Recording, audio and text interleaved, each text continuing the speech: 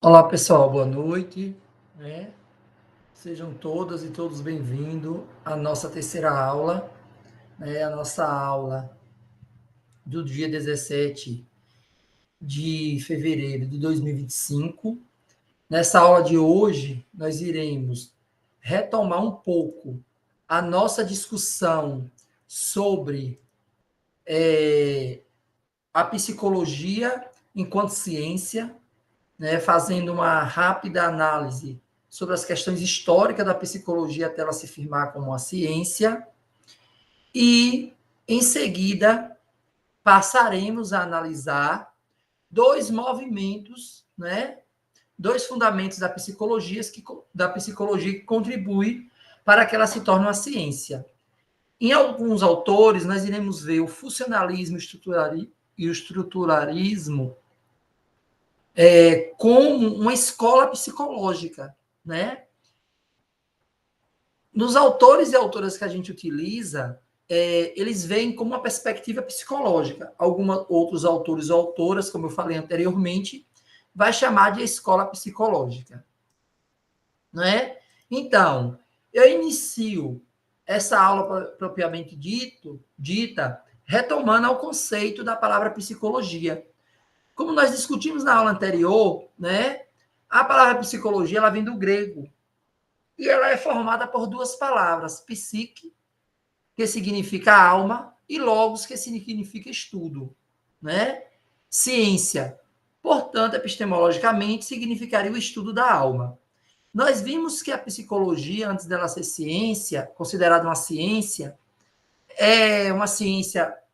à parte, ela estava junto com a filosofia, né? E a partir dos filósofos, dessa ideia da psicologia enquanto estudo da alma, né, a ciência da alma, vários filósofos tentaram, né, colocar a alma em alguma parte do corpo. Né? Nós vimos Aristóteles, nós vimos Sócrates, que cada um deu um lugar diferente para a alma.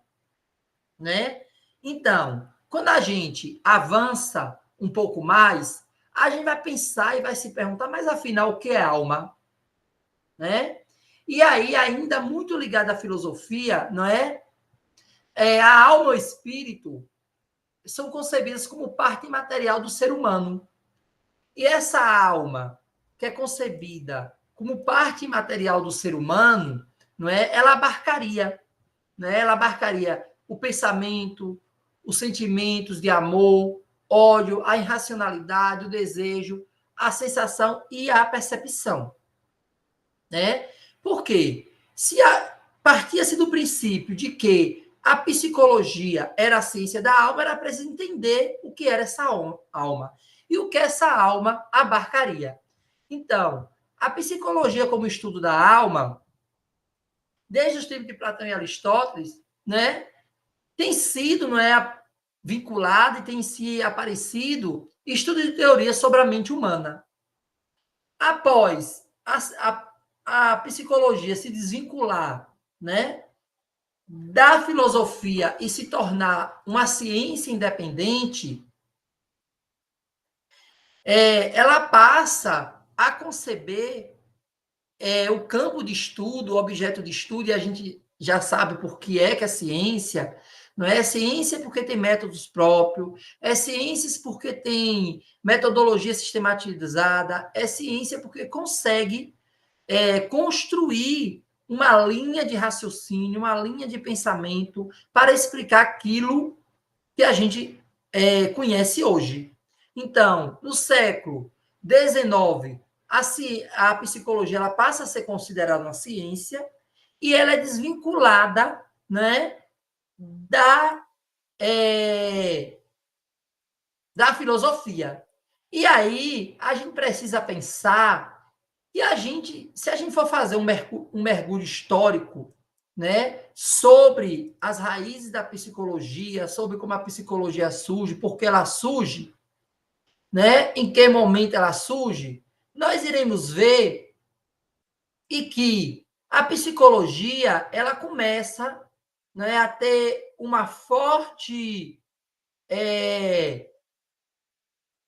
aceitação quando a gente se desvincula da ideia de uma sociedade teocêntrica. Então, a gente passa de uma sociedade teocêntrica para uma sociedade antropocêntrica. Se nós vamos fazer uma historialização da antiguidade até a idade moderna, para a psicologia se tornar uma ciência, nós iremos ver que houve muita ruptura, né? Foi preciso se abandonar na Idade Média as explicações religiosas sobre o comportamento humano, sobre o espírito, né? Foi preciso se abandonar a compreensão de mente e de moralidade que se tinha no período. Quando a gente chega no Renascimento, não é? Que seria o Renascimento, a redescoberta da razão, a metodologia científica, não é? Que avança os avanços da anatomia, da fisiologia, a compreensão do funcionamento do ser humano, a gente vai perceber que a psicologia ela tem um avanço muito grande, né? Que a psicologia muda muito da sua gênese até os dias atuais. Por que muda? Porque a perspectiva de conhecimento muda, a perspectiva de sociedade muda.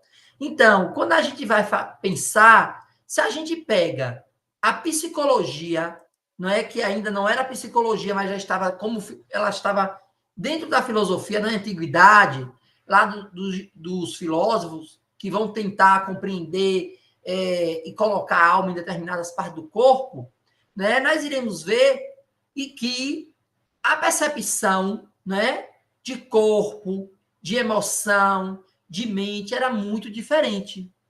E aí a gente chega na Idade Média, onde tudo é explicado através do viés religioso.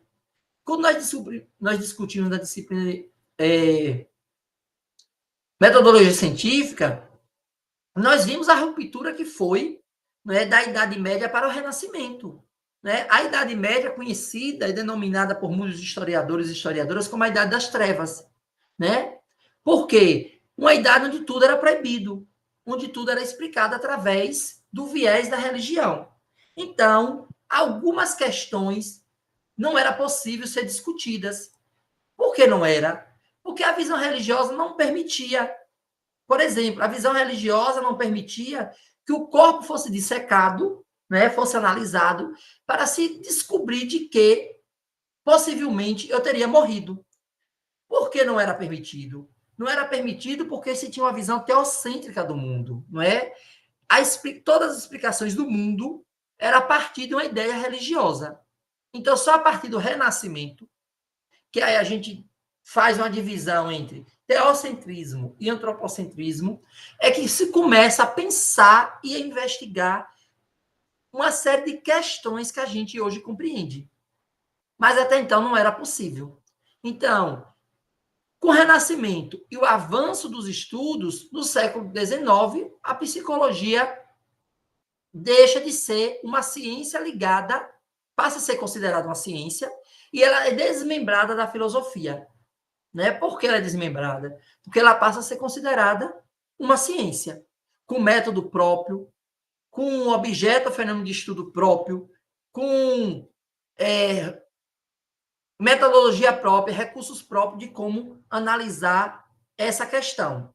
E aí, quando a gente vai avançando mais um pouco, a gente vai percebendo que existe uma diferença entre psicologia como ciência, né? E aí, para a gente pensar a psicologia como ciência, a gente precisa diferenciar senso comum e conhecimento, e a gente já diferenciou nessa altura do campeonato, foi uma das coisas que a gente mais discutiu na disciplina anterior e discutiu no início dessa aula, na primeira aula, né? E a gente também precisa lembrar, não é, que foi criado método científico para investigar o comportamento humano, porque, como eu falei anteriormente, não era possível dar conta de estudar o comportamento humano usando métodos de outras ciências. Então, a psicologia passa a ser uma ciência e, portanto, passa a ser o seu próprio método de estudo, né?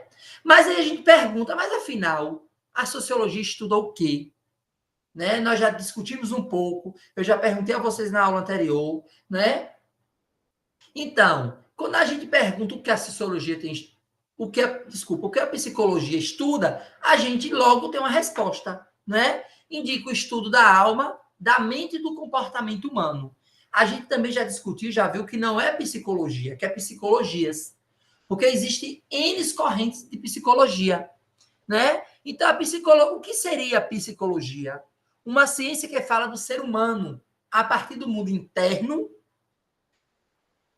a partir da sua subjetividade, né? Porque a nossa subjetividade e o nosso mundo interno é fonte de manifestações nossa, né? Através dessas fontes de manifestações nossa é que nós vamos desenvolver nossas ações, nossos sonhos, nossos desejos, nossas emoções, a nossa consciência e o inconsciente. Porque quando a gente estuda Freud, a gente vai ver que a nossa mente é dividida, é como um iceberg, né? Daqui para cima, consciente e inconsciente. A maior parte fica no inconsciente. E nós iremos discutir isso quando nós estivermos discutindo a teoria freudiana, né? E aí, quando a gente vai pensar que a psicologia é a ciência que fala do ser humano como um todo, né? Ou como disse a autora, que a gente utilizou na aula anterior, né? A autora que a gente vai utilizar na aula que a gente utilizou na aula anterior, que foi Silva Maria Wanda, que vai nos dizer, não é? E que a psicologia é o estudo da integridade humana, não é? É o estudo que nos possibilita entender o ser humano, a nós humanos como um todo. A gente vai pensar que nós, enquanto seres humanos, somos divididos em questões internas, né? Que está no inconsciente, que nós poderíamos denominar como inconsciente, e questões externas que poderia denominar como consciente, né? Então, o que a psicologia estuda? A psicologia estuda os processos mentais, e nesses processos mentais estuda as emoções, a inteligência, a memória, a percepção, a aprendizagem. A gente estuda a psicologia do desenvolvimento, psicologia da educação, para poder utilizar na educação, para entender como a criança aprende, como o jovem aprende e como o adulto aprende. Apesar do nosso foco ser a criança, porque a gente cursa pedagogia, que é um curso voltado para a criança. Né? Então, os processos mentais, o comportamento humano, que aí o comportamento humano, a partir da percepção de uma ciência, vai dizer o que é normal, o que é anormal, né? E aí, para a gente pensar, que não é da área de psicologia, mas nos ajuda a pensar muito, Foucault, né? No livro História da Sexualidade 1 e 2, quando ele vai dizer como é que as pessoas, a partir de uma ideia de ciência, elas são consideradas anormais e normais, como é que a gente é enquadrado, quando é que alguém passa a ser considerado pela ciência como anormal, né? O comportamento humano, ele é estudado também pela psicologia, e as influências sociais e culturais que nós sofremos na nossa formação enquanto ser humano ao longo do tempo. Certo? Então, se a gente pergunta o que estuda a psicologia, a gente pode dizer processos mentais, comportamento humano e as influências que sofremos da sociedade e culturalmente no nosso processo de formação. Então, a psicologia como ciência, o que ela explica? Né? A psicologia como ciência, ela explica o desenvolvimento histórico, né? Cria explicações da realidade psicológica, que aí a gente vai entrar em uma linha específica da psicologia, por isso que psicologia chamada psicanálise, é nessa escola literária, nessa perspectiva psicológica, que a gente vai estudar Freud, ou descritivas do comportamento humano, o behaviorismo, bem como criou métodos e técnicas próprias de investigação da vida psicológica e do comportamento humano. Então, voltando mais uma vez, a psicologia explica um desenvolvimento, como é que historicamente e a partir de qual olhar a gente analisa o desenvolvimento humano, né? Eu estava conversando ontem com um colega meu que é psicólogo, porque eu estava estudando, e aí eu disse a ele, você é de qual linha? Ele disse, eu sou psicanalista, eu sou da linha psicanalista, eu sou freudiano. Aí eu disse, eu tenho um amigo em Salvador que é lacaniano. Ele disse, não quero nem diálogo. Então, a gente vai analisar o desenvolvimento humano a partir de alguns viés da psicologia, certo? E aqui a gente tem alguns movimentos que contribuíram para que a psicologia fosse considerada ciência. E como eu disse no início da aula alguns estudiosos e estudiosas vai chamar de escolas psicológicas. Nós vamos ver hoje o estruturalismo e o funcionalismo, né? E aí, o que seria o funcionalismo e o estruturalismo? São teorias, não é? Correntes teóricas da psicologia que vai ajudar a psicologia a se tornar uma ciência.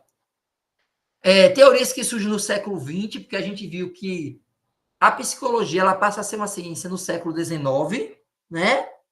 E ela vai surgir, elas duas vão surgirem como uma resposta, né?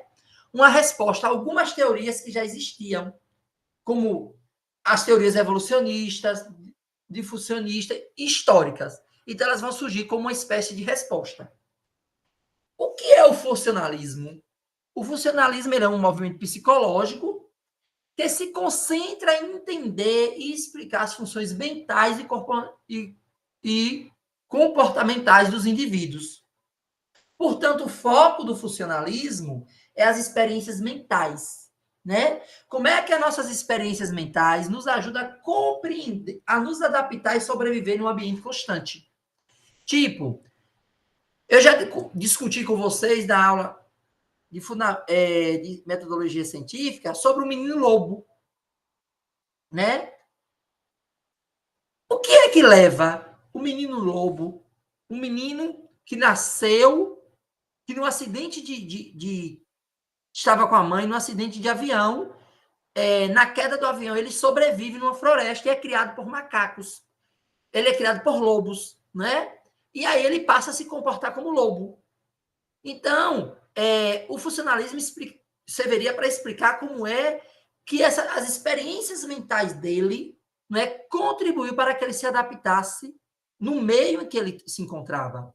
Né? Por que essa criança ela não morre ao ser criada por lobos? Então, o funcionalismo explica como é que essas questões mentais elas ajudam a gente a se adaptar no ambiente e as transformações que vão acontecendo ao longo do tempo. Qual o foco do funcionalismo? O foco do funcionalismo, como eu já disse anteriormente, é a função da mente humana.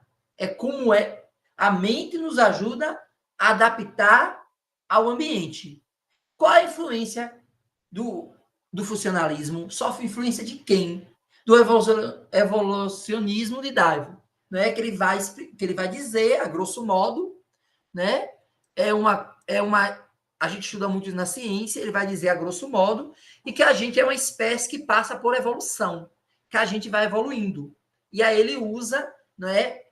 As pessoas que são religiosas geralmente não aceitam, porque acredita na teoria do criacionismo, acredita que Deus criou todas as coisas em 7 dias, né? A ciência não aceita essa explicação, mas também não descarta totalmente por algumas outras questões, né? Alguns descarta totalmente, mas o evolucionismo vai dizer, né, que a gente nasceu de uma espécie, que a gente é uma espécie rudimentar e com o tempo a gente vai evoluindo. E aí esse autor utiliza para isso o macaco. Ele vai dizer que nós seríamos descendentes de macaco e que nós chegamos a esse corpo físico, essa mentalidade que nós temos hoje, porque nós passamos por várias etapas de evolução, né? É o que vai denominar de evolucionismo. Isso é muito a grosso modo aqui falando sobre a questão do evolucionismo para a gente entender como é que o funcionalismo bebe dessa teoria, né? E aí, quais são as principais características do funcionalismo? Né? As principais características é o enfoque nas funções, porque investiga os processos mentais, percepção, memória e pensamento, que vai justamente como é que a percepção, como é que a memória e como é que o pensamento me ajuda a me adaptar, tipo em Arraias. Eu sou baiano, cheguei em Arraias há 2 anos. Como é que a minha percepção, a minha memória e o meu pensamento me ajuda a adaptar nesse ambiente que eu me encontro hoje? Por isso que o foco do funcionalismo são as funções mentais. E ele se interessa no comportamento. Foco no como e porquê de uma determinada ação em detrimento de outra. Influência do ambiente. Então, pela essa influência do ambiente, do processo de evolução, examina como os fatores ambientais influenciam o nosso comportamento. E aí eu volto à história do menino lobo, né? Como é que o ambiente, que essa criança criada em um ambiente que só tinha lobos, ela passa a se comportar como lobo, né? Que fatores do ambiente influenciou esse comportamento? Então é isso que interessa ao funcionalismo, como corrente psicológica. Porque também a gente vai ter essas correntes em outras áreas, como na linguística, por exemplo. E aí nós temos os principais teóricos do funcionalismo, né? Nós temos aí o William James, que nasceu em 1982 e morreu em 1910, e foi considerado o pai da psicologia, né? O pai da psicologia. E aí a gente precisa lembrar que outras pessoas nesse período já estavam, mas foi ele, né? Que passa a ser considerado o pai da psicologia, né? Principalmente porque ele publica o livro que na tradução, no português, quer dizer os princípios da psicologia, né? Ele é americano. Isso em 1890. Neste livro, ele vai argumentar que a consciência serve a funções adaptativas, promovendo a sobrevivência e adaptação. Então, se a gente voltar mais uma vez com o menino lobo, a gente vai entender a partir da ideia do funcionalismo, né? E que a criança sobreviveu àquele ambiente porque, através da consciência, que serve como funções adaptativas, ele se adaptou àquele ambiente, senão ele teria morrido. Temos também John Dewey, que aqui entre a gente ele é muito conhecido como um precursor da escola nova, do escolanivismo, né? John Dewey, que nasceu em 1859 e morreu em 1952. A partir dessa perspectiva do funcionalismo, ele vai enfatizar a importância da experiência e da interação com o ambiente, e é justamente isso, quando ele vai pensar, né, a ideia da escola nova, que aqui no Brasil chega com Anísio Teixeira e outros pioneiros e pioneiras, ele vai passar a valorizar a experiência discente em sala de aula. Por quê? A gente, nesse período, vive uma escola tradicional. Não é à toa que o nome, que aluno é ser sem luz. Então, o aluno era com uma tábua rasa e o professor depositava nele o seu conhecimento. Ele não tinha direito de opinião, ele não falava, ele tinha que reproduzir aquilo que era dito. Então, a partir do funcionalismo, da ideia de John Dewey, que bebe do funcionalismo, ele vai passar a dizer que o aluno, que o estudante tem uma experiência, e é preciso valorizar essa experiência, porque essa experiência ela vem da interação com o meio. E essa experiência ajudaria, né, como a gente tem consciência hoje, que ajuda a aprendizagem, no processo de aprendizagem. Né? Ele destaca a educação e o aprendizado como processos funcionais, ou seja, que teriam uma função. E aí a gente, a partir dessas questões, a gente vai pensar algumas contribuições do funcionalismo, né? O funcionalismo ele provoca o estudo, um estudo psicológico aplicado, não é que até então não era, né? E aí esse estudo da psicologia aplicada, ele passa a influenciar diversas áreas, como por exemplo a educação, a psicologia clínica e das organizações, né? Então, influencia uma série de correntes, uma série de áreas. Contribui para a aceitação da psicologia como uma ciência legítima e prática. e se viu também como uma base de abordagem para a psicologia do comportamento, como para outras abordagens. E aí a gente chega à segunda escola, ou segunda perspectiva, chamada de estruturalismo, né? Que também é uma abordagem teórica que busca entender a estrutura subjacente aos fenômenos culturais, sociais e psicológicos.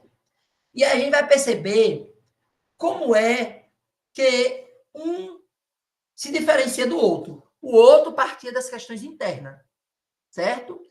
E essa corrente passa das questões, vamos dizer, das questões externas, né? E aí, né, o estruturalismo surge a partir do momento que a psicologia se torna uma ciência, mas surge também muito ligada a outras ciências humanas no século XX, como, por exemplo, a linguística, né? Muito ligada à linguística, como também muito ligada à antropologia, né? Os princípios fundamentais do estruturalismo seria a questão da linguagem, que é vista como um sistema de signo, em que o significado é gerado pela relação entre os elementos e não por eles mesmos, ou seja, pelas relações dos contextos, né?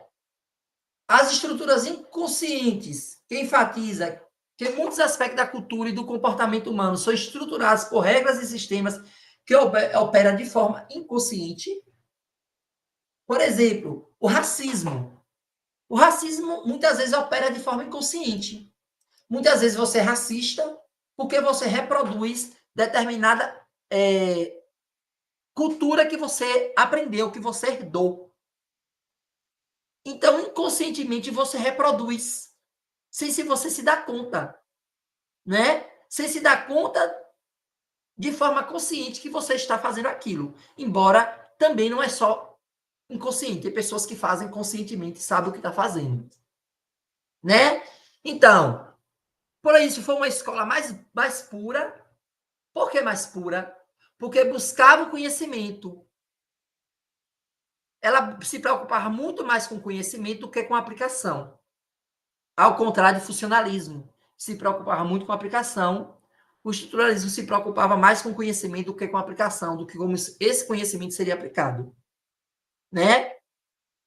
O caráter científico, as pesquisas empíricas de natureza fisiológica, experimentação e qualificação sistêmica em laboratório.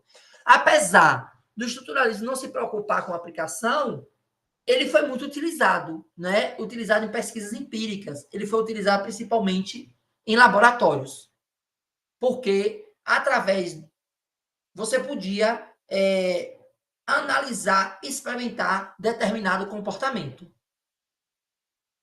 Então, na psicologia, na linguística o foco foi a linguagem. Na psicologia o foco foi a estrutura da mente, né?